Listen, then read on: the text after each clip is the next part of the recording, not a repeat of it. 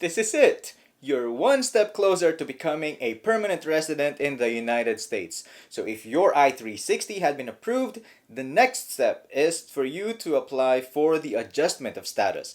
And in this video, I will show you how to fill out Form I-485 in order for you to move even closer to that green card. Hey there, kumusta? My name is Mighty and welcome to Clueless in the US, where it's my goal to help you move, survive, and thrive in the United States. Hey, just a quick disclaimer, I am not an immigration lawyer, so please don't take this as a legal advice and make sure to do your own research and your due diligence. Please be aware that there are many different pathways to become a permanent resident in the United States. In my case, my pathway was that I used to be a religious worker visa holder. I applied through I-360 to become a special immigrant religious worker, and so that's what I bring to the table. You may have a different circumstance, so you may have a different set of documents that you need to present as part of your application to adjust your status. Watch till the end of this video and I will share with you a downloadable checklist of all the documents that you need to present as part of your I-485 application. So to download the form, please head on over to uscis.gov/I-485. Okay, and this is the form itself. I would suggest that you download it, and then as you download it, just fill it out from Adobe PDF. Now this is the instructions. It's always great to have this ready.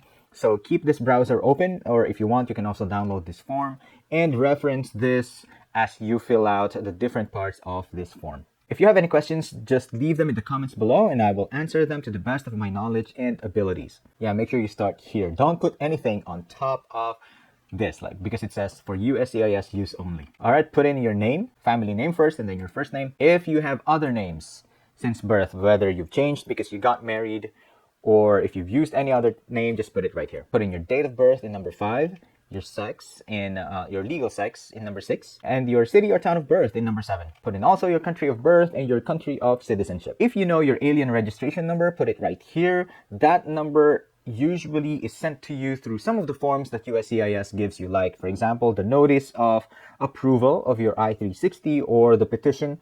Then you can use it right here. Put in your US mailing address. If you have someone taking care of your mail, or it's a friend or a family member, put their name over here, and then the street number, city or town, the state, and the zip code. For alternate and or safe mailing address, this is especially important for those who are applying because they have experienced violence against women, or they're young people who have had some problems with human trafficking and all that.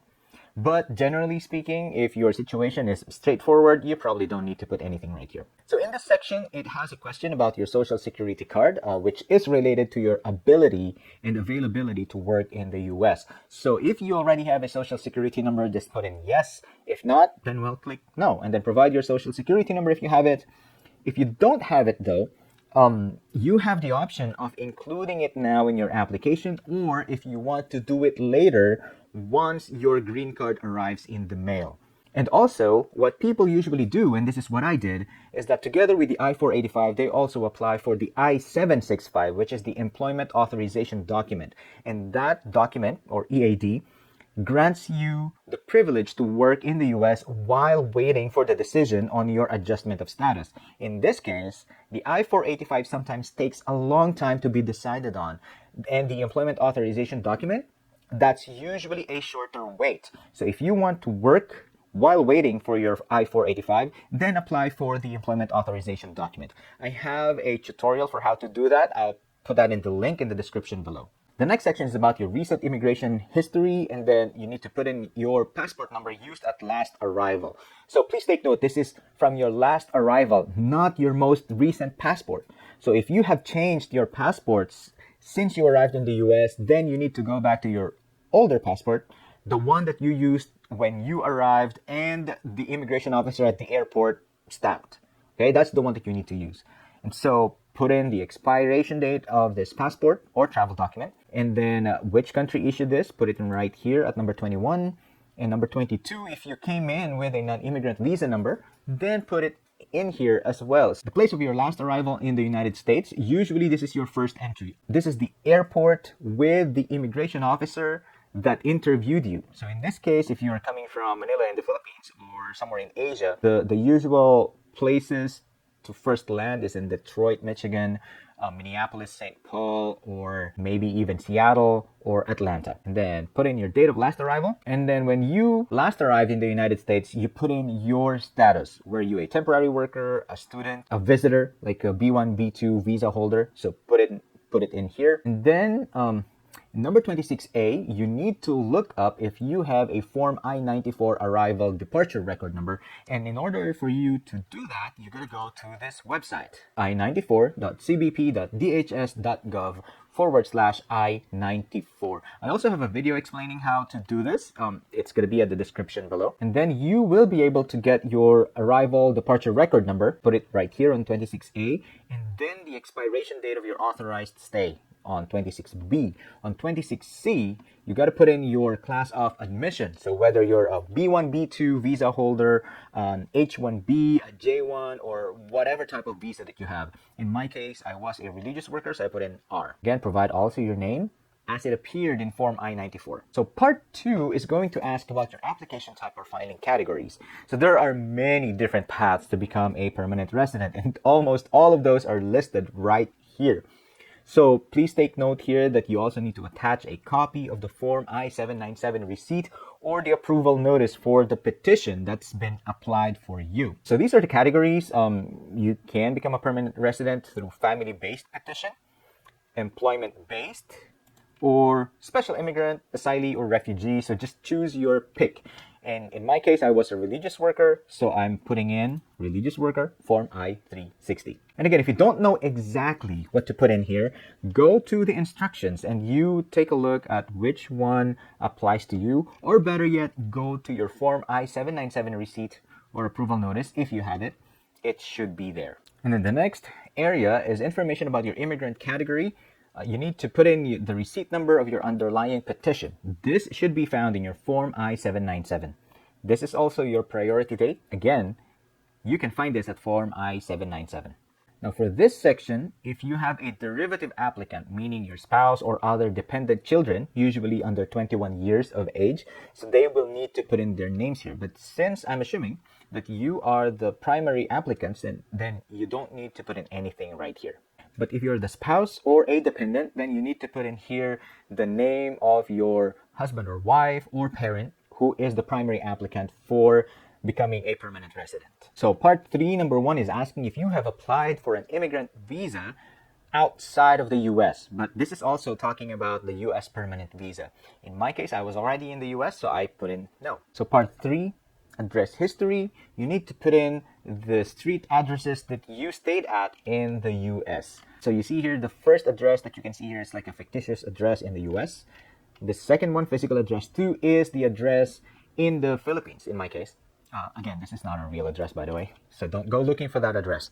And you need to put in like the inclusive dates of when you stayed in that address. If you need to put in additional information here, just scroll down. There is a section where you can put in information that did not fit in the boxes here. So go to part 14 for additional information. So if you answered and it didn't fit in any of the boxes in the previous boxes, then you gotta put them right here. So for your employment history, you need to put in here all the employers that you've had. This is a made-up employer here in the US, the name of the employer or company, and then the address, your occupation, because I was a religious worker, I am just putting here like religious worker. And then the dates of employment. So from this date to this date. If you are still working in the same organization, then you just put in the current date on which you filled out this form. And then employer 2, if you have one. Sometimes it's also helpful to put in like your previous employer in your country of origin. They will also ask you information about your parents in part 4. So parent 1, I mean, you can choose whether it's your father or your mother. So parents' legal name, their date of birth, their sex, and city or town of birth, and the country of birth. And then information about parent 2, just put in right there. Part 5 is asking about your marital history.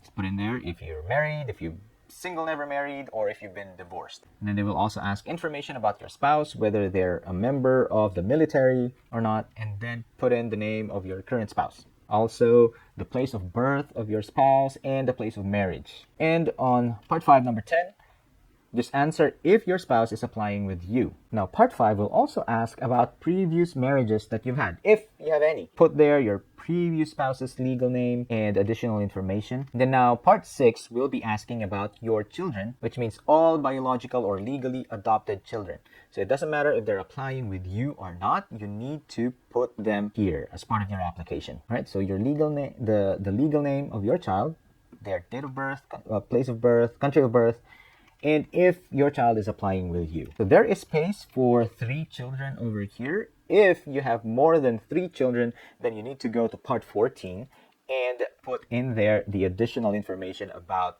your children. And then part 7 will be asking about your race or ethnicity, height and weight, and eye color and hair color. Then we'll be asking about organizations that you've belonged to.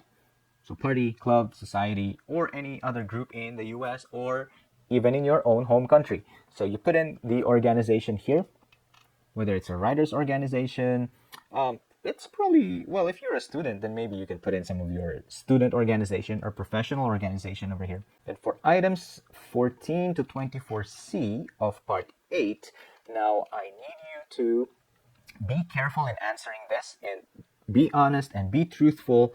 Some of these are sensitive information that may affect your application. So please be careful in answering this. Like, say, for example, have you ever been denied admission to the United States? So this one is if you boarded an airplane, arrived at an airport in the US, and then they said, sorry, you can't come into the US, and then you needed to go back to your home country. Then you need to put in here yes, but if you've never experienced that, then just put no.